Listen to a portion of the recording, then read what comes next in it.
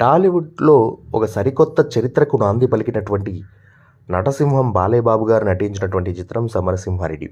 ఈ చిత్రం క్రియేట్ చేసినటువంటి ఒక చరిత్ర ఇలాంటిది కాదనమాట. టాలీవుడ్ చరిత్ర ఉన్నన్ని రోజులు సమరసింహారెడ్డి ప్రస్తావన ఖచ్చితంగా వస్తుంది. సో సమరసింహారెడ్డికి ముందు, సమరసింహారెడ్డికి తర్వాత అనేంతలా ఈ మూవీ క్రియేట్ చేసినటువంటి రికార్డు అలా ఉందన్నమాట. సో ఈరోజు ఈ వీడియోలో సమరసింహారెడ్డి 175 రోజుల కేంద్రాల గురించి మాట్లాడుకుందాం.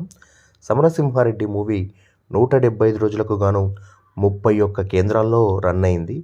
సో మరి ఆ 31 కేంద్రాలు ఏవి, ఆ 31 కేంద్రాలలోని థియేటర్స్ ఏవి అనేది ఈ వీడియోలో మనం మాట్లాడుకుందాం.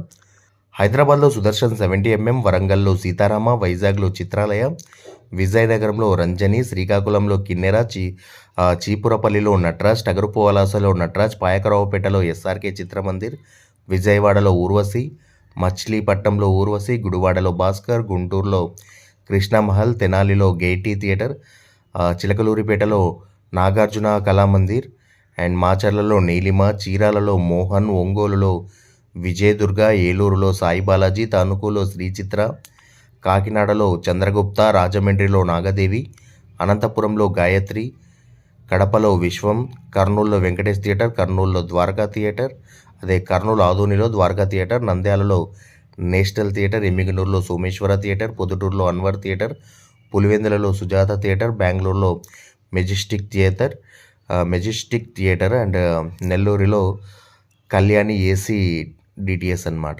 ఓవరాల్గా సమరసింహారెడ్డి 175 రోజులు రన్ అయినటువంటి కేంద్రాలు అయితే ఇవి అన్నమాట. సో చూద్దాం, వీలు చూసుకొని 100 రోజుల 50 రోజుల కేంద్రాల గురించి కూడా మనం మాట్లాడుకునే ప్రయత్నం అయితే చేద్దాం. That's all for today. నేను మీ వెంకట్ యాదవ్. Bye guys.